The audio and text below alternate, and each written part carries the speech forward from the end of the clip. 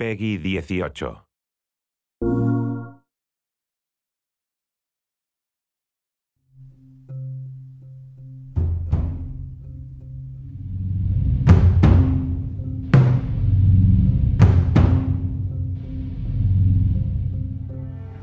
We really want to make sure that there's that contrast between the negative space and then the high tension spikes.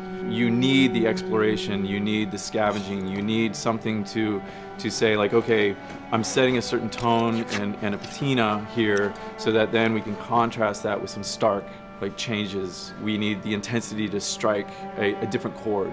That only works if you have the negative space to play off of. We wanted you to be forced to make some choices in the world that showed how depleted the resources were. You know the drill. Look around, see if there's anything we can use. We really wanted to give you a reason to go explore this space. It's like, well, you need to look for supplies that will help you survive another day in this world. Throughout the world, the player finds all sorts of different pieces of items, such as rags, alcohol, bits of broken blades, bindings, and you can combine these together in different ways in order to create items that are useful for surviving in this world. Some items in the recipes require the same combinations of things or the same types of resources, so you have to make this choice: do I want to go offensive with it, do I want to go defensive with it? I can find a bottle of alcohol and some rags and I can create a Molotov cocktail from it. That's going to help me take out a couple guys if I use it appropriately.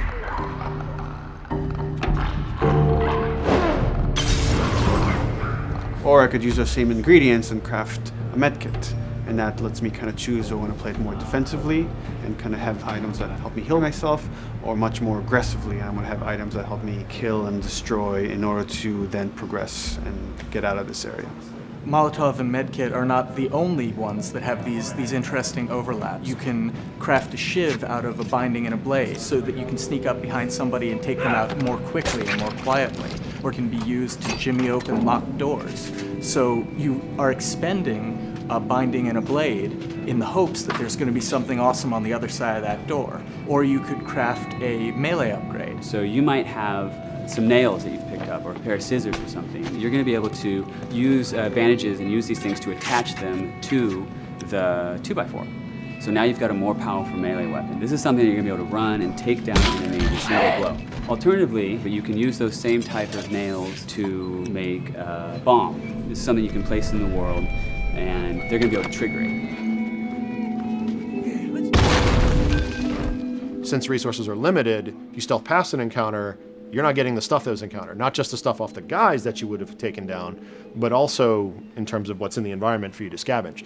So you have to balance that risk versus reward, but it's definitely all a part of the choice. And sometimes the world doesn't give you a choice. Sometimes the battle breaks out in a way you didn't expect, and you have to make decisions, in the moment. So that's another reason why we did the whole crafting system live. We didn't want the player to have to scroll through a long list of different items. We wanted it to be the absolute minimum amount of button presses.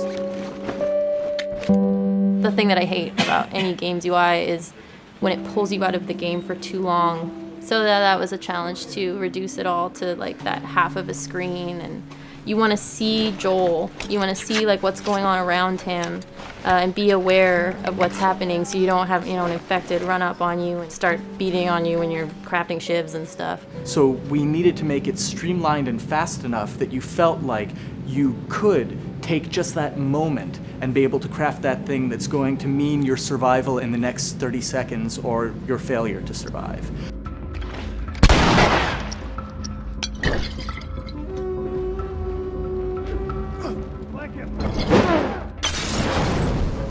The brutality of the encounters is allowing us to reach into the tone of the survival aspect of the game. When something comes up in their way, whether it's a human or infected, then Joel and Ellie, you hear them whisper to each other and you see their animations change. Everything, their whole demeanor reacts to the scenario in front of them. And that's the same feeling we want you to have when you're holding that joystick. It's just like, oh, okay, what do I have in my inventory? How many are there? Where are they at? Locate them and try to figure out, okay, what are we gonna do?